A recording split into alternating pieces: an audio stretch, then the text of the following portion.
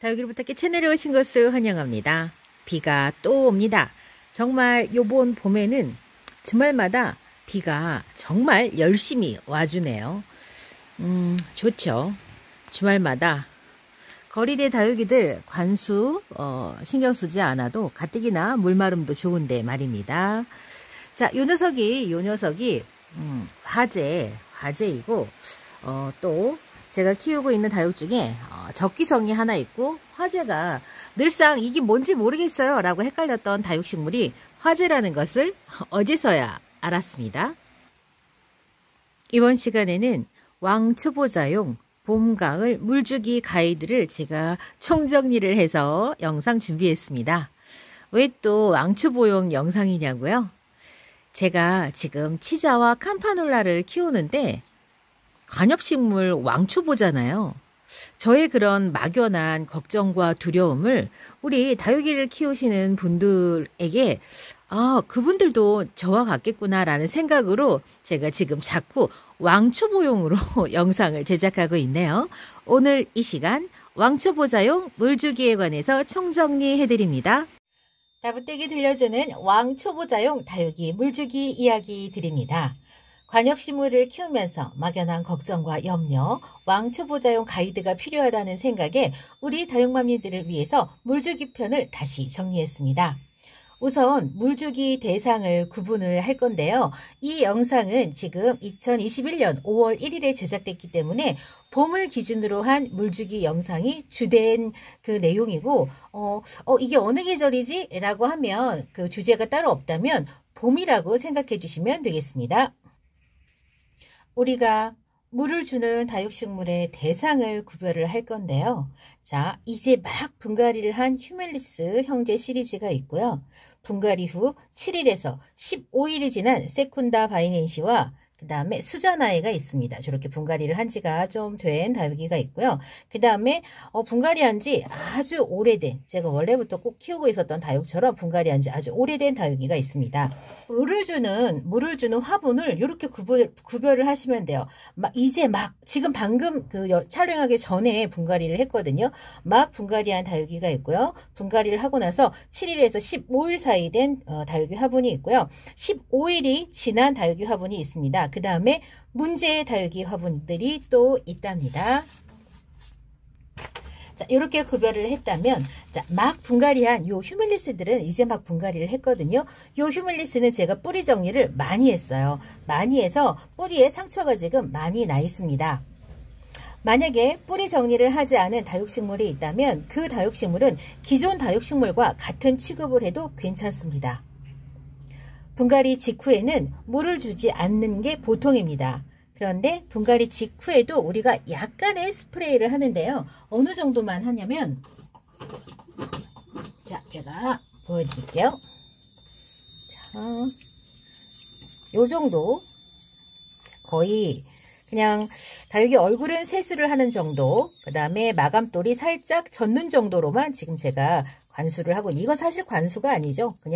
진짜 그냥 마감 스프레이만 하는 거예요. 자, 요렇게. 이제 막 분갈이가 끝난 다육식물에게는 이 정도만으로도 충분합니다. 사실 요 마감 스프레이를 하지 않는 분들도 많이 계십니다. 여러분들이 생각했을 때 요 다육식물에 왜 물을 주지 않는지 혹시 생각해 보셨나요? 그거는 제가 하엽을 정리하면서 혹시 목대에서 생긴 상처가 있거나, 그 다음에 분갈이 하면서 입장에서 생긴 상처가 있거나, 뿌리의 상처 때문에 그 상처를 통해서 이 물을 통해 감염이 일어날 수 있기 때문에 그렇습니다. 우리가 분갈이를 할 때에 배양토 자체에다가 아주 소량의 수분을 가미를 해가지고 분갈이를 하는 경우도 있습니다.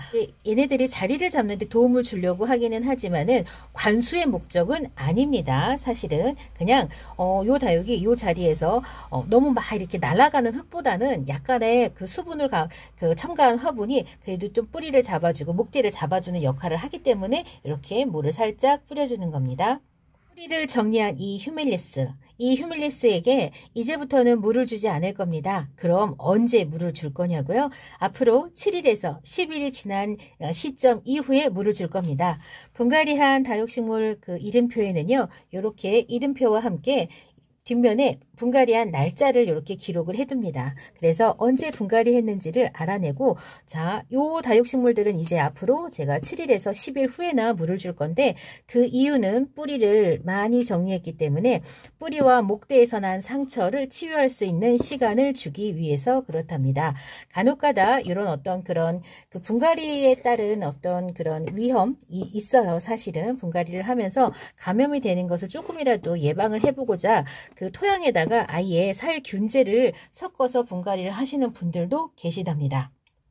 이 분갈이를 하려고 보니 이 농장에서 도대체 물을 언제 줬는지 모르겠고, 이 다육이가 너무너무 찌글찌글거려요. 뿌리까지 정리를 하게 되면 이 다육식물은 집에 와서도 이렇게 쪼글거리는 상태에서 보름이 지난 후에나 물을 조금 먹을 수 있게 되거든요.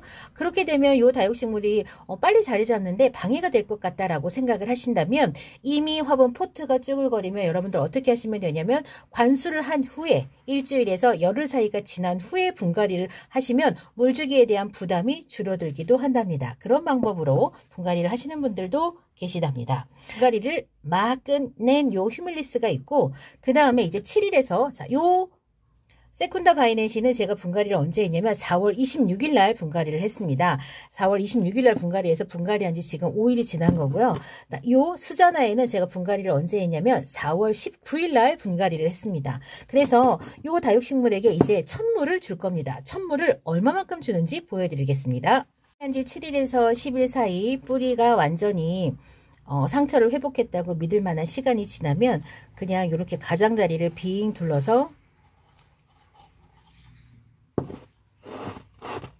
화분의 한 20% 정도만 젖겠다 싶은 생각으로 물을 둘러줍니다. 양을 가늠할 수 없을 때는 이렇게 직경 10cm짜리 요 화분에는 종이컵 반컵 정도의 물을 그냥 관수를 한다 생각하시면 되겠습니다.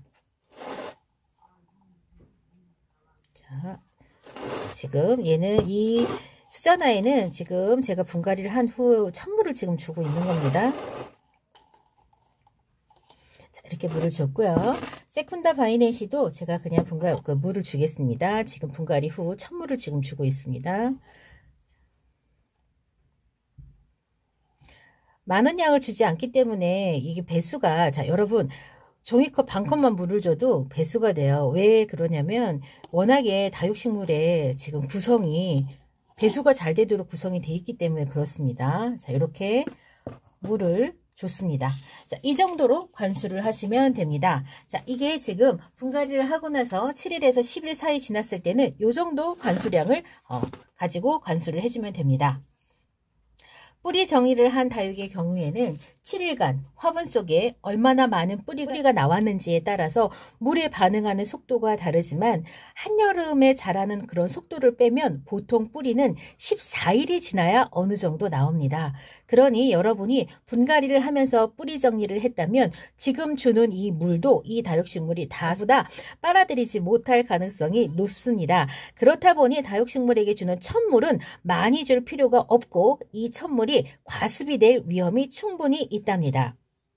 뿌리를 정리하지 않은 다육식물은 분갈이 후 바로 30%에서 40%가량 화분이 젖는다는 느낌으로 관수를 해도 좋고, 상태에 따라서는 100% 관수를 해도 좋습니다. 이것은 다 무엇에 따라 기준이 다른 거냐면 뿌리의 컨디션이 어떠냐에 따라서 물을 주는 기준이 되는 것입니다. 분갈이 하고 나서 보름이 지난 파랑새는 자, 물이 이제 화분 아래로 줄줄 흐르도록 충분히 관수를 해줍니다.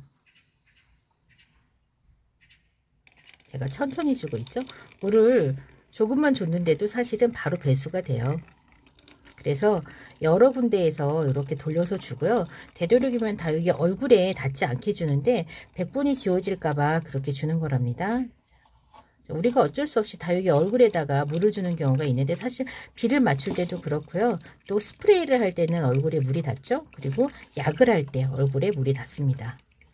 다육이 얼굴이라고 하니까 좀 웃기지만 자, 그렇습니다. 자, 이렇게 충분히 관수를 하는데, 처음에 이 통에 있던 물에 거의 3분의 1은 다 빠져나옵니다. 이 화분 자체가 지금 무게로 하면 거의 한 23%, 25% 내외로밖에 증가를 하지 않기 때문에 나머지는 다 배수가 다시 된다고 생각하시면 돼요. 분갈이 후에 물을 주는 게, 적절한 때에 분갈이 후 물주기는 적절한 시기에 줘야만 건강한 뿌리를 내리게 하는데 빨리 자리를 잡을 수 있는 그게 지름길입니다. 물주기 텀을 놓치면 물을 먹기 위해 나온 실뿌리가 고사하거나 성장을 멈춘 상태로 있습니다. 그러면 다시 또 일정한 시간이 흘러야지만 그 뿌리가 나와서 물을 먹을 수 있는 상태가 됩니다. 그만큼 새 화분에 적응하는 시간이 더디어집니다. 그렇기 때문에 다육이 물주기에서 가장 중요한 부분은 분갈이 후에 물을 언제 줄 것인가 하는 문제가 중요한 문제가 되는 겁니다. 이제는 키우던 다육이들 물을 주는 이야기를 하겠습니다. 키우던 다육식물들을 물을 주는 방식에는요, 컨디션에 따라서 다육이 개별로 관수를 하는 방법이 있고, 이 방법은 장마철과 겨울에 유용합니다. 키우는 다육이의 개별적 특성을 불구하고 일괄적으로 관수하는 방법이 있습니다. 봄과 가을에 다육이가 성장하고 통풍으로 물마름이 빠르고 햇빛이 좋아서 광합성에 큰 장애가 없는 계절에서는 이렇게 일괄 관수를 해도 괜찮습니다.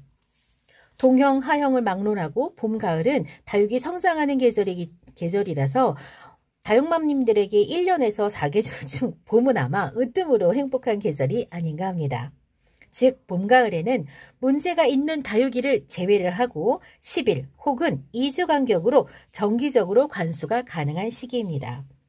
봄, 가을 저 역시 정기적 관수를 기본으로 하고 필요한 다육들은 선별해서 단수, 절수, 저명 관수를 선택을 하고 있습니다. 이제 문제의 다육이에 관해서 이야기하겠습니다. 물을 줘도 여전히 쪼글거리는 다육이가 있습니다. 화분이 충분히 적도록 관수를 해줘야 되고 여전히 쪼글거리면 반그늘에 옮겨놓고 천천히 물을 먹게 하거나 저명 관수를 통해서 관수를 해주어야 합니다. 문제의 쪼글거리는 다육이가 저명 관수를 이틀 이상을 해도 회복이 되지 않는다면 화분에서 뽑은 후에 뿌리를 살펴보고 필요에 따라서는 적심을 하고 말린 후에 다시 심어주어야 합니다. 물주기에 조심해야 될 다육이들이 있습니다. 잎 전체가 화분 상면을 덮고 있는 다육이들입니다. 이런 다육이들은 관수를 한 후에 상면으로 물이 마름을 할 수 있는 그 공간이 거의 없기 때문에 곰팡이, 무름이 오기가 쉽습니다. 그래서 다육이 상처에도 조심해야 되고 물주기에서도 조심하셔야 됩니다. 특히 그래서 이런 방식의 그 다육이, 특히 이제 작은 화분에 심을 때는 상면이 육안으로 드러나는 게 좋습니다. 지금 좋지 않아요. 요거는 제가 요렇게 해가지고 지난 겨울에 많은 다육이를 곰팡이로 보낸 경험이 있습니다. 입장에 골이 있어서 물방울이 고이는 구조 같은 경우에는 조심하셔야 됩니다. 지금 이렇게 얼굴이 잔잔히 있는 이 수자나에 같은 경우에는 물이 고일 수 있는 부분이 충분히 여러 군데 있습니다. 이런 경우에도 곰팡이병이 오기가 쉽습니다. 상면 관수를 할 땐 조심해야 되고, 수자나에 같은 경우에는 이렇게 화분에 삥 둘러서 하거나 저면 관수의 방식으로 물을 주기를 권해드립니다. 또 탈피 중인 립톱스나 코노는 상면에서 물을 줄 때 상처에 물이 들어가지 않도록 조심해야 합니다. 지금 제 빌로붐이 이렇게 탈피 중에 있습니다. 정말 생살이 찢겨나가는 것처럼 이런 상처를 가지고 아가들을 출산을 하기 때문에 이 상처로 물이 들어가면 얘가 썩은병이나 곰팡이병이 생기기가 쉽습니다. 분이 있는 다육은 최대한 분을 지켜줘야 합니다. 상면 관수보다는 화분 둘러서 관수를 하거나 저면 관수를 추천드립니다. 빨간 창은 저면 관수를 추천합니다. 특히 루밍이나 레드 에보니 같은 경우에는 무름병에 아주 취약하기 때문에 아래쪽에 있는 입장 사이에 물이 고이면 무름병, 그 다음에 곰팡이병에 굉장히 취약합니다. 지금 요 녀석 심어놓은 지 아주 오래됐는데도 아직도 자리를 못 잡고 있네요. 그래서 빨간색, 유독 이렇게 빨간색을 내는 빨간 창은 물을 좀 조심해줘야 합니다. 심하게 마른 하월시아나 입장이 두꺼운 아보카도 크림 같은 경우에는 입장이 심하게 쪼글거리면 수일 동안 저면 관수를 통해서 물을 충분히 공급을 해줘야 됩니다. 하월시아 같은 경우에는 뿌리가 굉장히 두껍기 때문에 물을 단시간에 흡수하지 못하고, 아보카도 크림 같은 경우에는 입장이 워낙에 단단하기 때문에 단시간에 물을 빨아들이지 못합니다.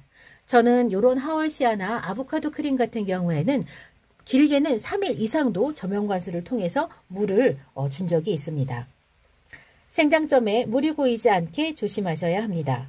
특히 장마철에 곰팡이가 많이 생기고 그라노비아 같은 경우에는 휴면기간에 똘똘 말리기 때문에 그곳에 물이 생기면 곰팡이균이 생기기가 쉽습니다.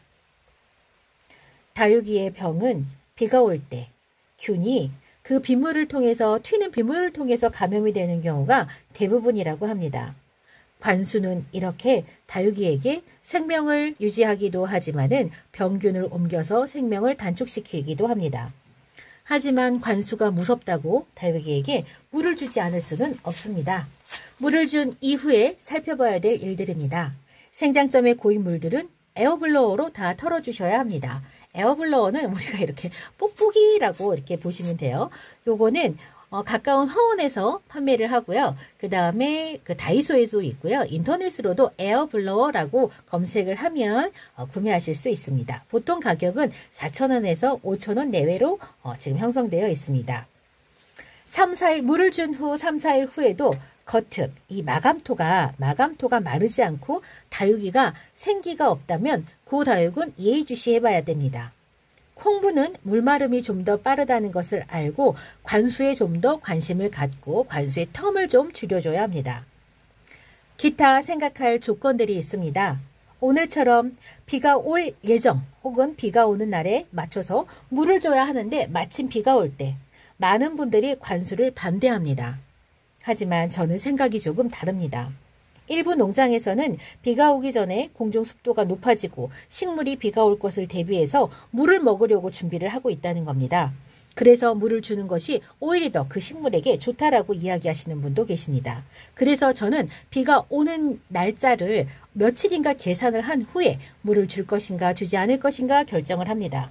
비가 3, 4일씩 지속되지 않는다면 저는 하루 정도 비가 온다고 해서 관수 일정을 바꾸지 않습니다.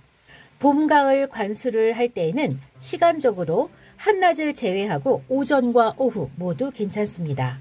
저는 오후 관수를 좋아합니다. 오전 관수는 이 생장점을 빠르게 털어줘야 되지만 오후 관수에서는 햇볕이 덜하기 때문에 대체적으로 자연 바람으로 좀 마를 수 있는 시간적 여유가 있기 때문입니다. 한낮의 고도가 높아지면 생장점에 고인 물로 인해서 볼록렌즈의 역할을 하고 햇빛을 많이 끌어모읍니다. 그래서 생장점 부위가 화상을 입거나 아니면 모름병이 올 수 있기 때문에 저는 오전 관수를 여름뿐만 아니라 봄, 가을에도 선호하지 않습니다. 여름에 관수를 하는 시간은 해가 진 이후에 관수를 하시는 것이 좋습니다. 겨울 관수는 오전, 해가 난 이후에 관수를 하시는 것이 좋습니다. 이상 저는 우리 초보 다육맘님들을 위한 초보자 물주기 가이드 전체적으로 한번 훑어서 이야기를 드렸습니다. 어떠신가요? 여전히 물주기가 어려우신가요? 그러실 수 있습니다. 그래도 저의 오늘 이야기가 여러분의 다육이 키우기 물주기에 조금이라도 도움이 되셨길 바라면서 오늘 이 시간은 여기에서 마무리하겠습니다. 그럼 저는 다음 시간에 다시 찾아뵙겠습니다. 안녕히 계세요.